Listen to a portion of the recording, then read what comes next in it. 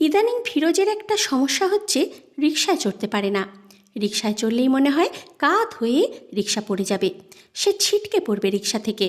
তাকে রাস্তা থেকে টেনে তোলার আগেই পিছনে সমগ্র বাংলাদেশ 7 টন লেখা একটা ঘাতক ট্রাক তাকে চাপা দিয়ে চলে যাবে। মৃত্যুর আগ মুহূর্তে সে পটপট জাতীয় মুড়ি ভাজার মতো শব্দ শুনবে। শব্দটা ট্রাকের চাকার নিচে তার মাথার খুলি ভাঙার শব্দ। মৃত্যুর আগের মুহূর্তে যে গন্ধ তার নাকে ঢুকবে, সেই গন্ধটা হলো পেট্রোলের গন্ধ এবং ট্রাকের চাকার গন্ধ। শেষ দৃশ্য হিসাবে দেখবে ট্রাকের মাডগার্ড। ফিরোজ বুঝতে পারছে তার মানসিক কিছু সমস্যা হচ্ছে। সমস্যাটা মনে হয় বাড়ছে। রিকশায় উঠেই সে সারাক্ষণ পিছনের দিকে তাকিয়ে থাকে। এই বুঝি ট্রাক এলো। বিদেশে এই জাতীয় সমস্যা হলে লোকজন আতঙ্কে অস্থির হয়ে সাইকিয়াট্রিস্টের কাছে চলে যেত। বাংলাদেশে এর চেয়ে ভয়াবহ সমস্যা নিয়ে লোকজন সুস্থ স্বাভাবিক মানুষের মতন ঘোরাফেরা করে। সে যেমন করছে। ফিরোজের ধারণা সে পুরোপুরি না হলেও অস্বাভাবিক একজন মানুষ, যে রিকশা পছন্দ করে না। তারপরেও প্রায় সারা দিনই রিকশার উপরে থাকে। রিকশা ভাড়া করে ঘন্টা হিসাবে। সারা দিনের জন্য ভাড়া করলে সস্তা পাওয়া যায়। সূর্যোদয় থেকে সন্ধে পর্যন্ত ভাড়া 200 টাকা। দুপুরের খাবার, বিকেলের নাস্তা এবং মাঝে মধ্যে চা, এই 200 টাকার বাইরে। এর মধ্যে বেশ কয়েকবার ফিরোজ সারা দিনের জন্য রিকশা ভাড়া করেছে, আজও করেছে। গত কয়েক মাস ধরে তাকে বিচিত্র সব জায়গায় অদ্ভুত অদ্ভুত সময়ে যেতে হচ্ছে। আজ দুপুর 2টায় এক ভদ্রলোকের সঙ্গে সে দেখা করবে। ভদ্রলোকের নাম রকিব। তিনি নাকি থিওসফিক্যাল সোসাইটির সদস্য। নাম বিখ্যাত মিডিয়াম। হারানো মানুষ সম্পর্কে অনেক কিছু বলতে পারেন। অনেকের ধারণা, অনেকের অনেক হারানো ছেলেপুলে সম্পর্কে নির্ভুল সংবাদ দিয়েছেন। ভদ্রলোক ফ্রড না, কারণ তিনি টাকা পয়সা নেন না। তবে ফ্রড না হলেও বিরক্তিকর মানুষ তো বটেই। কয়েকদিন পর পর আসতে বলেন এবং অদ্ভুত অদ্ভুত সময়ে আসতে বলেন। দুপুর 2টো, বিকেল 3:30। ভদ্রলোক কথা বলতে পছন্দ করেন। সব কথাবার্তাই পরকাল, মন্ত্রতন্ত্র, ভূত প্রেত বিষয়ক। দুপুরবেলা ভূত প্রেতের কথা শুনতে ভালো লাগে না। ফিরোজ গম্ভীর মুখে শুনে যায়। গরজটা তার। গত কয়েক মাসে ফিরোজের কিছু অভিজ্ঞতা হয়েছে। তার ধারণা এই অভিজ্ঞতা না হলেও ক্ষতি ছিল না। প্রথম অভিজ্ঞতা হলো, মানুষের মূল্য খুবই সামান্য। 10,000 টাকা হারিয়ে গেলে 20 বছর পরেও সেই টাকার শোকে মানুষ কাতর হয়। মানুষ হারিয়ে গেলে 20 দিন পরই আমরা মোটামুটিভাবে তাকে ভুলে যাবার চেষ্টা করি। দ্বিতীয় অভিজ্ঞতা হচ্ছে, হারানো মানুষ খুঁজে বের করার কোনো পদ্ধতি বাংলাদেশে নেই।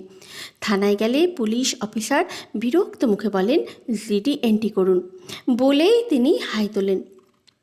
মানুষ হারানোর সংবাদ পুলিশের কাছে হাই তোলার মতো ব্যাপার। ফিরোজ থানার সেকেন্ড অফিসারের হাই অগ্রাহ্য করে জিডি এন্ট্রি করিয়েছিল। তারপর জিজ্ঞেস করেছিল, এখন কি?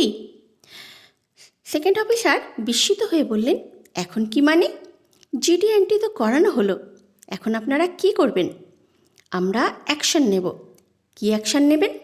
কি অ্যাকশন নেব সেটা তো আমাদের ব্যাপার, আপনার কিছু না। ফিরোজ অত্যন্ত বিনয়ের সঙ্গে বলল, আমি আসলে জানতে চাচ্ছি, নিখোঁজ মানুষের বিষয়ে আপনারা কি করেন? সব থানায় ইনফর্ম করা হয়। তারপর মানে? সব থানায় আপনারা জানালেন, তারপর থানাগুলি থেকে কি করা হয়? সেকেন্ড অফিসার বিরক্ত হয়ে বলেন, সত্যি কথা জানতে চান? কিছুই করা হয় না। কিছুই করা হয় না? কি করা হবে? আপনার কি ধারণা থানার স্টাফ হ্যারিকেন জ্বালিয়ে আপনার ভাইকে খুঁজতে বের হবে? খুন, ধর্ষণ, ডাকাতি দেখেই এরা কুল পায় না, মানুষ খুঁজে বেড়াবে কখন? তাহলে মানুষ নিখোঁজ হলে আমরা থানায় কেন খবর দিই? রেকর্ডের জন্য দিই। একটা রেকর্ড থাকলো। থানা রেকর্ডের গুরুত্ব অনেক বেশি। এই রেকর্ড থেকে অনেক গুরুত্বপূর্ণ জিনিস বের হয়ে আসে। এমনও তো হতে পারে যে আপনি আপনার ভাইকে খুন করে ডেড বডি গুম করে থানায় এসে জিডি এন্ট্রি করলেন, ভাই মিসিং। হতে পারে না? জি না, হতে পারে না। আপনার কাছে হতে পারে না, কিন্তু অনেকের কাছে হতে পারে। আমার চাকরি বেশি দিন হয়নি, এর মধ্যেই এই ধরনের কেস গোটা 10 দেখেছি। বলেন কি? খুব বেশি দুশ্চিন্তা করবেন না। অল্প বয়সী মেয়েটে হারিয়ে গেলে টেনশনের ব্যাপার থাকে।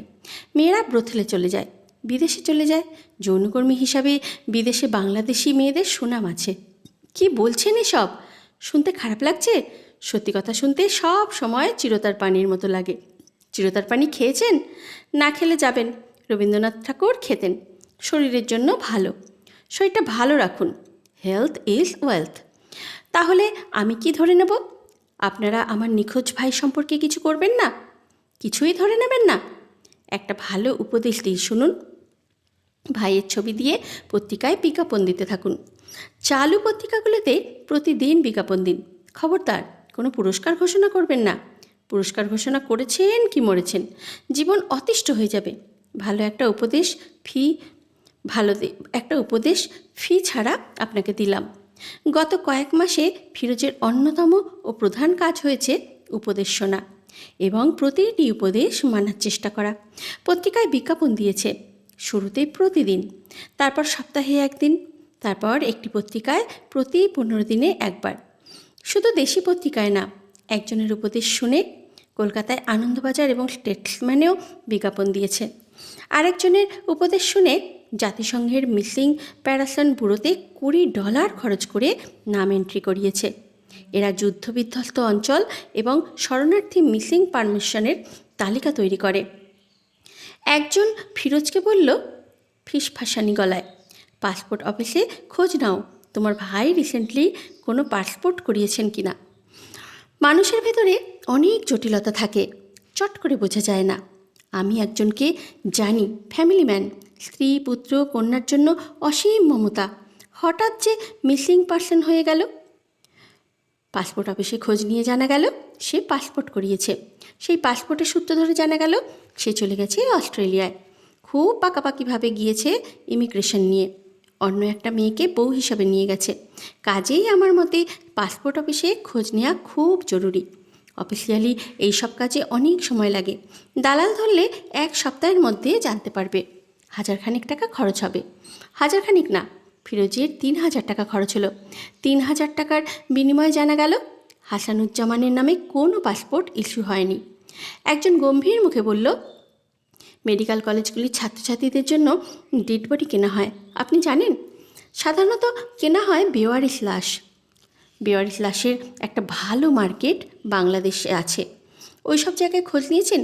খোঁজটা নিতে হবে গোপনে, ডোমদের মাধ্যমে। এইসব বিজনেসে অনেক হুঁশাস ব্যাপার আছে।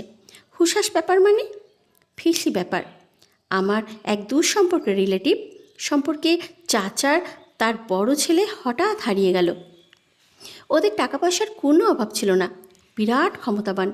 এরা প্রায় তোলপাড় করে ফেলল, যাকে বলে কম্বিং অপারেশন। শেষে ছেলেটার ডেড বডি কোথায় পাওয়া গেল জানেন? কোথায়? মেডিকেল কলেজের ডিসেকশন রুমে। ছাত্রছাত্রীরা ডেড বডি কাটাকুটি করছে। লিভার এক জায়গায়, কিডনি আরেক জায়গায়, হার্ট আরেক গামলায়। কাজেই খোঁজ খবর যখন করছেন ভালো মতোই করেন। Leave no stone unturned. Firoz এখন ক্লান্ত এবং বিরক্ত। বিরক্তিটা কার উপর সে জানে না, সম্ভবত তার ভাইয়ের উপরে। মানুষটা হারিয়ে গিয়ে সবচেয়ে বড় বিপদে তাকে ফেলে দিয়ে গেছে। দুপুর 2টায় খিদে পেটে পৃথিবীর সবচেয়ে বোরিং মানুষটার সামনে তাকে হাসি মুখে বসে থেকে পরকাল, ইউএসপি, ক্লেভারভয়েন্স, এস্ট্রেল প্রজেকশন সম্পর্কে গল্প শুনতে হচ্ছে। কোনো মানে হয়? কোনো মানে হয় না।